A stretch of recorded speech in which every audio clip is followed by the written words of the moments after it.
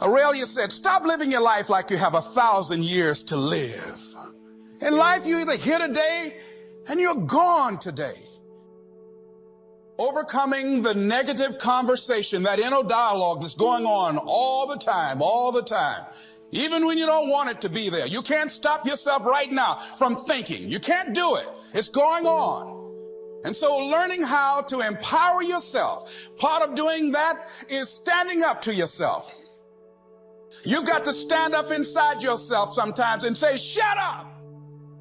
We all go through difficult things, horrible things, heartbreaking things, the kinds of things that we wouldn't wish on somebody else. But the job that we all have is in the face of that.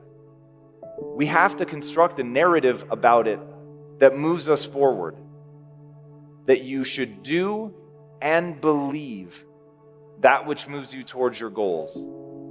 And I see people every day that tell themselves the story about themselves that they are worthless, that they're meaningless, that they're pointless, that their friends and family would be better off if they just died.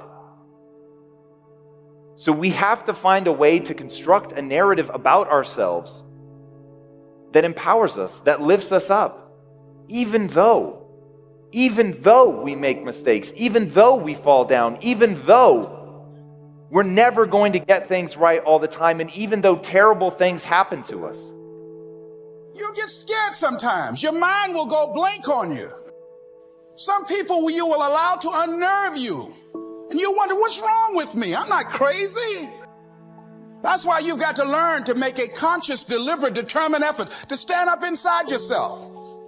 Working on yourself, watching that inner dialogue, it will determine the quality of your life. Negative is normal.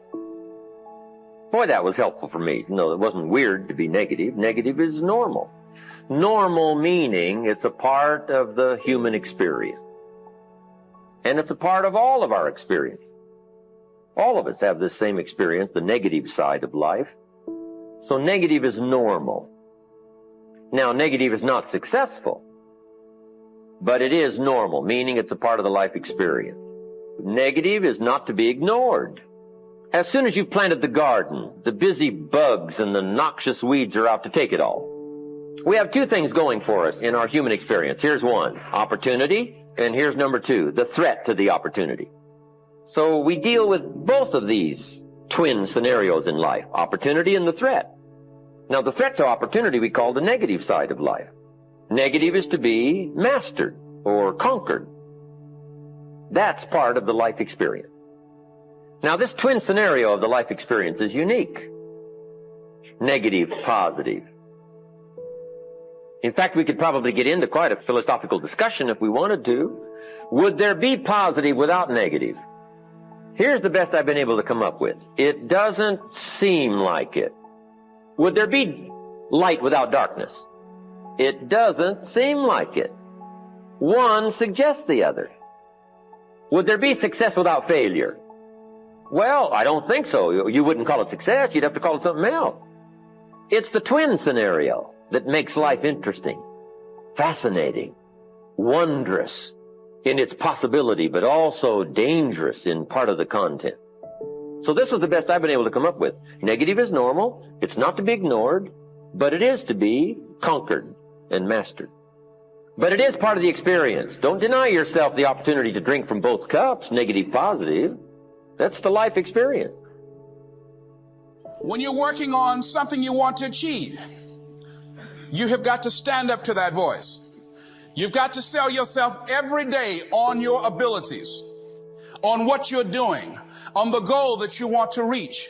You've got to sell yourself every day, according to your level of belief. It will manifest itself in what you're doing. Whatever we have right now, whatever we're demonstrating in our lives, is a result of what we believe subconsciously that we deserve. And part of increasing that belief level is that you have got to convince yourself every day. The letting go, the most important step in letting go of feelings is to cut the link between your thinking and what you're feeling. How do you do that? You do it by being aware of your thinking and realizing that that thinking is pain. You can protect yourself from negativity. And that's what stops most people, negative thoughts. You can coat your mind from negativity. The way you can put a coating around your mind is with one simple thing, gratitude. Gratitude erases negativity.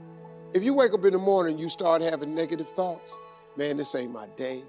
I woke up on the wrong side of the bed. I'm tripping, I just don't feel myself.